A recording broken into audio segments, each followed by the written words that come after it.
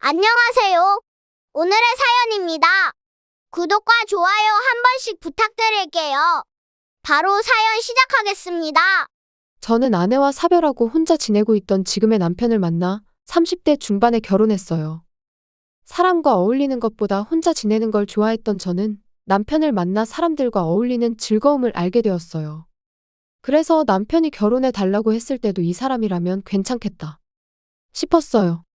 혈연이 아니더라도 남편이 전처와 낳은 아들 대희와도 서로 속마음을 털어놓고 희로애락을 표현할 수 있는 가족이 될 수 있을 거라고 생각했어요.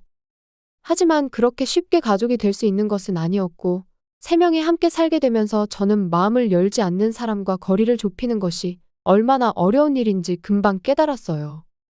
애초에 저는 아이를 키워본 적도 없고, 아이를 접할 기회도 없었어요. 더군다나 저와 함께 살기 시작했을 때 대희는 중학생으로 한창 감수성이 예민한 시기였어요. 그런 아들을 어떻게 대해야 할지 몰라서 저와 아들의 거리는 좀처럼 좁혀질 기미가 보이지 않았어요. 제가 질문을 해도 네, 아니요, 괜찮아요 라는 짧은 대답만 돌아왔어요. 때로는 신경 쓰지 마세요 라는 무뚝뚝한 대답이 돌아올 때도 있었어요. 이 무렵에 저희 우선순위는 무엇보다 아들이 우선순위가 되어 있었고 어떻게든 친해지려고 애썼어요. 저는 제 자신을 올가매고 조급해했던 것 같아요.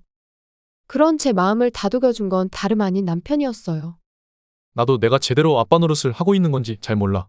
그래서 나도 똑같이 불안해. 아무리 잘한다고 해도 부족한 기분이 드는 건 부모로서 어쩔 수 없는 것 같아.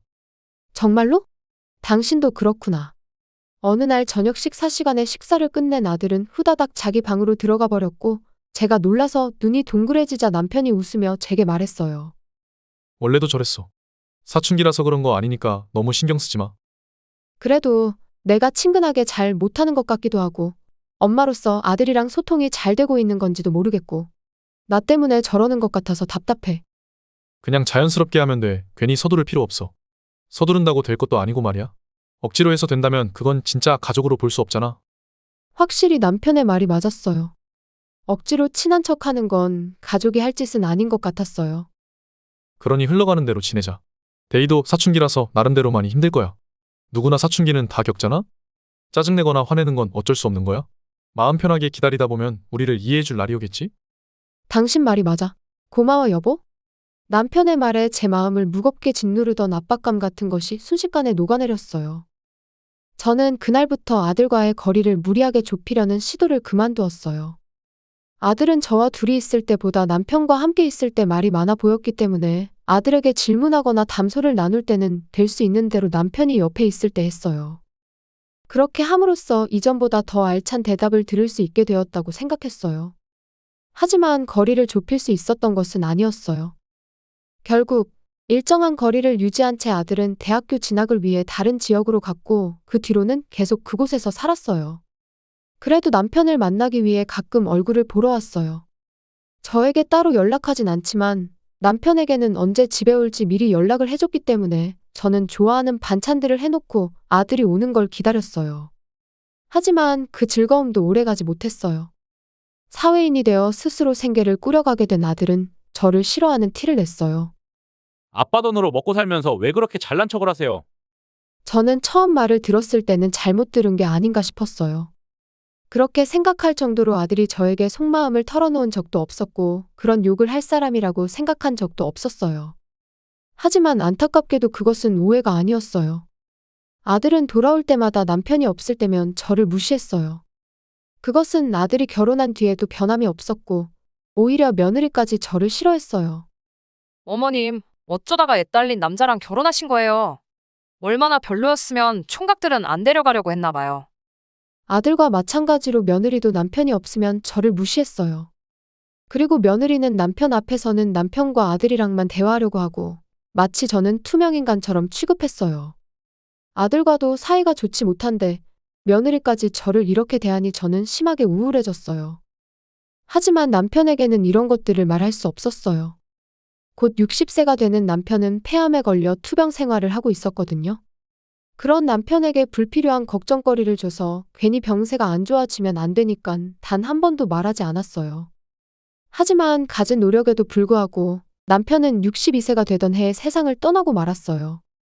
깊은 슬픔에 빠진 저에게 아들이 건넨 말은 저를 더욱 힘들게 했어요. 이제 아빠도 없으니까 남처럼 지내요. 남편의 장례식이 끝나고 정신없이 지나간 며칠간의 피로가 몰려왔을 때 아들은 담담하게 그렇게 말했어요. 옆에 서 있는 며느리는 아무 말도 하지 않았지만 저에게 차가운 눈빛을 보내고 있었어요. 어떻게 그런 말을.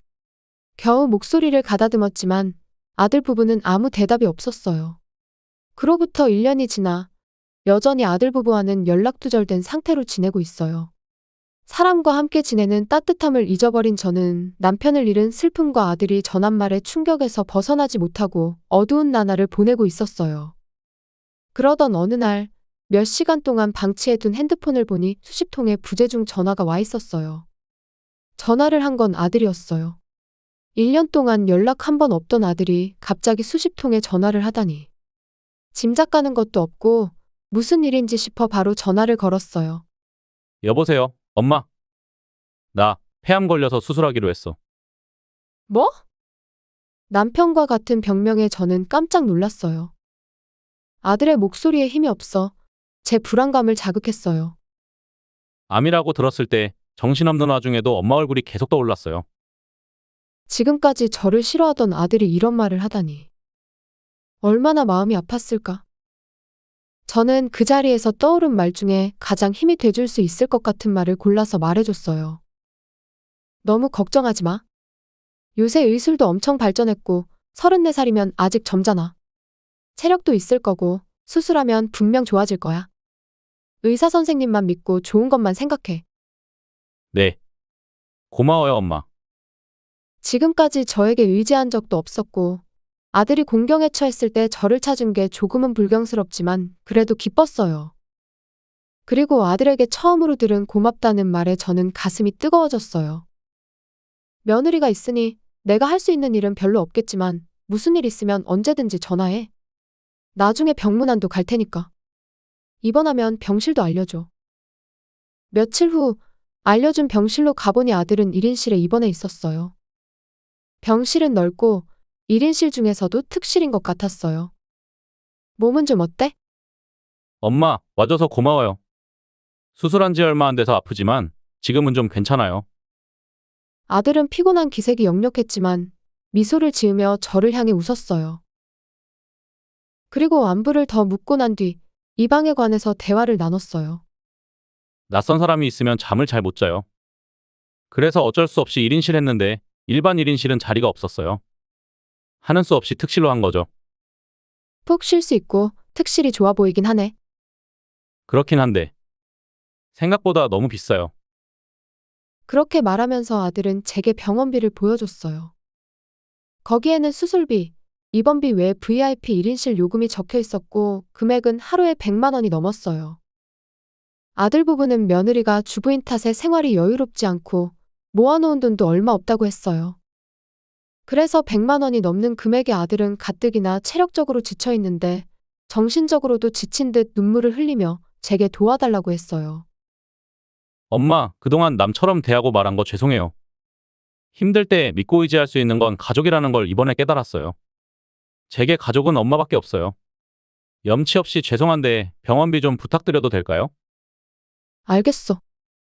이건 내가 돌아가는 길에 내도록 할게. 그러니 이제 더 이상 불안해하지 마. 지금은 마음 편히 쉬는 게 최선이야. 전화를 받았을 때부터 도와줄 수 있는 게 뭐가 있을까? 고민하던 저는 힘들어 보이는 아들의 부탁을 흔쾌히 들어줬어요. 정말이죠? 이제 푹 쉴 수 있을 것 같아요. 그럼 정말이지. 소중한 아들이 수술했는데 이 정도는 해줘야지. 아직 그 정도 여유는 있어. 저는 그렇게 말하고 돌아가는 길에 원무과에 들러 계산을 마치고 집으로 돌아갔어요. 저는 다음 날도 병문안을 갔어요. 하지만 어제처럼 아들과 다정하게 대화를 나누려 했던 저희 희망은 처참히 무너졌어요. 남은 들어오지 마세요. 병실에 들어가자 먼저 와 있던 며느리가 저를 향해 말했어요. 어제 왔었을 때 아들이 날 가족으로 생각한댔어. 가족은 나밖에 없다고 고맙다고 했어. 침대에 아들이 누워 있었는데 아무 말이 없었어요. 저는 답답해서 아들을 향해 소리쳤어요. 대희야, 어제 엄마 보고 가족이라고 했잖아. 왜 아무 말이 없어? 믿고 의지할 건 엄마밖에 없다고 병원비도 부탁했잖아. 아, 시끄러워. 그걸 믿었어요? 그냥 병원비 좀 부탁하려고 연기한 거예요. 가족이라고 말해야지 들어줄 거 아니에요. 아들은 입꼬리를 실룩이며 말했어요. 며느리는 이런 상황을 다 알고 있었는지 팔짱을 꼈어요. 고작 수술비 좀 내준 걸로 생명의 은인이라고 생각해요. 혼자 착각해서 좋아하지 마세요. 돈으로 마음을 살 수 있다고 생각하는 거예요? 역시나 저는 가족으로 인정받지 못하고 있어요. 정말 착각이었던 건지. 너무 비참했어요. 마지막으로 아들이 한마디를 했는데 저는 절망에 빠졌어요. 이제 쓸데없으니까 나가요. 안 와도 되는데 귀찮게 왜 또 온 거야? 병원비 대납에 대한 감사 인사도 없었고 가족이라고 한 것은 저에게 병원비를 떠넘기기 위한 속임수였고 며느리의 말과 아들의 쓸데없다는 말들은 제 슬픔을 분노로 바꾸기에 충분했어요. 이런 놈들과는 절대로 가족이 될 수 없죠. 또 얼굴 보기 싫으니까 얼른 나가요. 다시 남처럼 지내면 되니까 알아서 잘 살펴가세요. 그래, 너희들 마음이 그렇다면 나도 알겠어. 너희랑 가족으로 살 바에는 혼자 사는 게 낫지. 이제 영원히 안녕. 그거야말로 바라던 바예요. 평생 혼자서 외로운 여생 보내세요. 이런 놈들과 가족이 되려고 안간힘을 쓴 제 자신이 우스꽝스러워 보였어요. 연기에 속아서 병원비를 내준 게 후회됐지만 이거나 먹고 떨어져라는 마음으로 있기로 했어요. 그리고 며칠 뒤에 또 아들에게서 전화가 왔어요. 지금 당장 병원으로 와요. 수화기 너머로도 알 수 있을 정도로 아들은 엄청 짜증난 것 같았어요. 다시는 얼굴 보지 말자고 한 거 너잖아? 시끄러워요. 애초에 당신이 잘못했잖아. 겨우 퇴원할 수 있게 됐는데 또 병원비가 청구됐어. 왜 다 안 내고 간 거야? 아들은 돈이 없어서 병원비를 낼 수 없는 모양이었어요. 아마도 제가 모든 비용을 다 냈기 때문에 자신은 1원도 안 낼 줄 알았나 봐요. 내가 대신 내주겠다고 한 건 원무과에 다 냈어. 근데 왜 불만인 거야? 그럼 왜 또 병원비가 나온 거예요?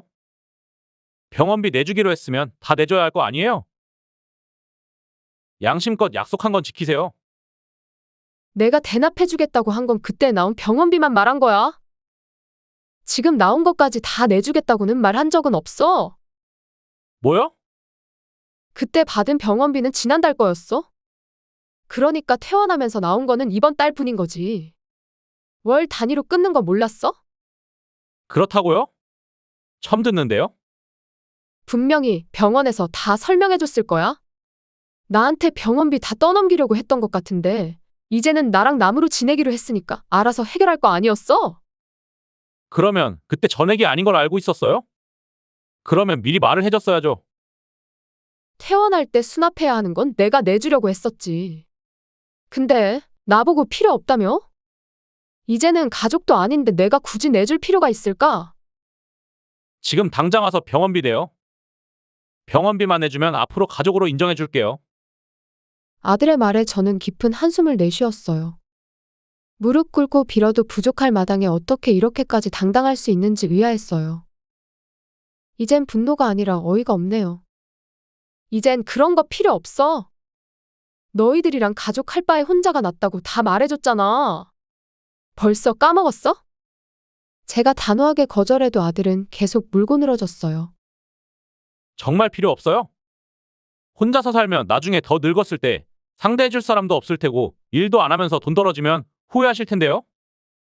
아, 너가 잘 모르나 본데. 돈 걱정은 안 해도 돼. 일하고 있거든. 거짓말 하시네. 예전에도 아빠가 벌어주는 걸로 살았고 지금도 아빠 유산으로 사는 걸로 아는데 뭔 일하는 척을 하세요. 다 들킬 거짓말을 뭐하러 하세요. 진짜인데? 내가 집에서 안 나가는 건 집에서 할 수 있는 일이니까 그렇지. 왜냐하면 나는 작가니까. 제 말에 아들은 잠시 침묵했어요. 그리고 곧 어떻게 믿냐고 소리쳤어요. 한 번도 글 쓰는 거 본 적 없는데요? 당연히 못 받겠지. 너랑 지낼 때는 안 썼으니까. 그때는 가족들이랑 보내는 시간이 무엇보다도 중요하고 소중했었거든. 근데 지금 널 보면 그런 게 다 헛수고였던 것 같다. 정말로 작가예요? 근데 책이 팔려야 작가지. 한 번도 들어본 적 없는데요. 촌스럽게 누가 본명을 쓰니? 필명이 따로 있지. 그리고 책이라는 건 한 권만 잘 써도 충분히 먹고 살아. 만족의 기준은 사람마다 다르겠지만 직장인들만큼은 통장에 찍히니까 나는 만족해. 논리적으로 대답해주자 아들은 말문이 막힌 것 같았어요. 한참이 지나도 대답이 없자 저는 이제 더 할 말 없지? 전화 끊는다? 라고 말하고 전화를 끊으려 했어요. 잠깐만요. 잠깐만. 제가 잘못 생각했어요. 저는 엄마가 아빠 돈 노리고 결혼한 줄 알았어요. 그래서 미웠어요. 진작에 엄마가 돈 버는 줄 알았다면 안 그랬을 거예요. 그래? 이제라도 오해가 풀려서 다행이네. 그럼 더 할 말 없지? 잠깐만요. 엄마는 제 생명의 은인이고 제게 하나뿐인 가족이에요. 엄마가 원한다면 같이 살 수도 있어요. 그러니까 하나밖에 없는 아들 좀 도와주세요. 그 생명의 은인이자 가족인 나를 남이라고 무시하고 병실에서 내쫓은 게 누구였더라? 그건 나는 혼자 외롭게 살다가 죽으려니깐 너도 나한테 전화하지 말고 알아서 잘 살아. 저는 그렇게 말하고 전화를 끊었어요. 그 이후에도 아들과 며느리에게 전화가 계속 왔지만 저는 모두 무시하고 전부 차단했어요. 그 후 모아둔 돈을 싹싹 긁어모아 남은 병원비를 낸 아들은 퇴원 후에도 암 재발 방지를 위한 통원 치료를 하며 돈이 계속 필요한 것 같아요. 돈은 바닥나고 카드 돌려막기도 한계가 오자 며느리는 희망이 안 보였는지 다른 남자와 눈이 맞아 집을 나갔다고 하네요. 듣기로는 바람나서 만난 남자의 아내에게 들켜서 위자료 청구 소송도 당했다고 해요. 결국 다시 집으로 돌아온 며느리는 아들에게 무릎 꿇고 사과하고 다시 같이 산다고 해요. 사랑도 없고 돈 때문에 매일 싸우는 둘을 가족이라고 부를 수 있을지 모르겠네요. 한편 저는 남편을 먼저 떠나보낸 후에 어두운 분위기의 작품만 쓰게 됐었는데 이번 일을 계기로 밝은 분위기로 좋은 작품을 쓰게 되었어요. 감사하게도 편집자나 독자들에게 좋은 호평을 받고 있어요. 그동안 남편이 떠나고 나서 느끼지 못했던 보람을 느낄 수 있게 되었어요. 앞으로도 기대에 부응할 수 있는 작품을 많이 만들고 싶네요.